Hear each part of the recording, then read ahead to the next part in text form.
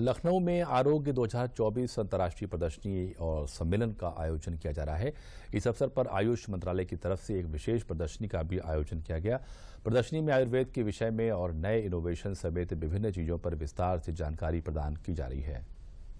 राजधानी लखनऊ में तीसरा अंतर्राष्ट्रीय आयुर्वेदिक सम्मेलन हो रहा है। एक एग्जीबिशन लगाई गई है यहाँ पर दुनिया भर के लोग आए हैं, आयुर्वेद के विशिष्ट लोग आए हैं। मिनिस्ट्री ऑफ आयुष की तरफ से भी विशेष स्टॉल लगाए गए हैं। हमारे साथ मौजूद है असिस्टेंट प्रोफेसर पुनीत जी। उनसे जानेंगे कि किस तरीके से यहाँ पर मिनिस्ट्री की यहाँ पर जो प्रदर्शनी लगाई गई है, क्या कुछ चीज़ें बताई जा रही हैं और ये खासतौर से सम्मेलन किन मायनों में बहुत खास है। जी बिल्कुल, जैसा कि हमको पता है थर्ड इंटरनेशनल आयुष जो एग्जीबिशन है वो सिर्फ इसीलिए नहीं है कि हम लोग आयुर्वेद का प्रचार प्रसार करें। आयुर्वेद के संबंध में जितने भी भ्रम थे उनको तोड़ना भी काफ़ी ज़रूरी है। ज़्यादातर हम लोग देखेंगे आयुर्वेद को लोग अतीत का विज्ञान मानते हैं, जबकि वास्तविकता में भविष्य का विज्ञान है। आप देखेंगे जो हमारे ट्रेडिशन थे वो आज ट्रेंड के रूप में स्थापित हो चुके हैं।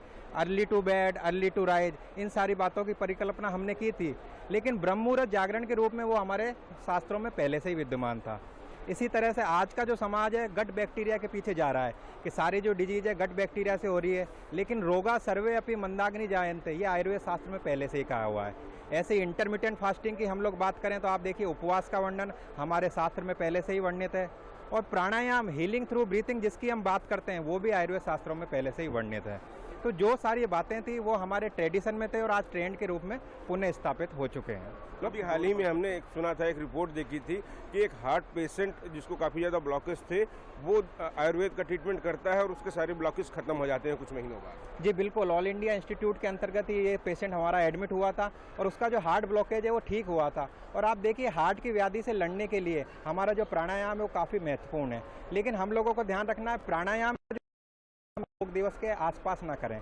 अक्सर हम लोग योग दिवस पे सुबह उठते थे हैं और कहते भी हैं ब्यूटीफुल सनराइज, लेकिन सनराइज तो हमेशा से ब्यूटीफुल था और उसको देखने के लिए आपको रेगुलर उठना भी ज़रूरी है। तो आयुर्वेद को अगर आप अपनाएंगे, और जैसा कि यहाँ के रेलवे स्टेशन पे लिखा हुआ भी है कि मुस्कुराइए आप लखनऊ में, तो इसी में एक बात मैं ऐड करना चाहता हूँ, मुस्कुराइए आप लखनऊ में ये तो ठीक है, लेकिन अब आप निश्चित रहिए आपका स्वास्थ्य अब आयुष के हाथ। बिल्कुल, आयुर्वेद अपनाएं और मुस्कुराते रहें।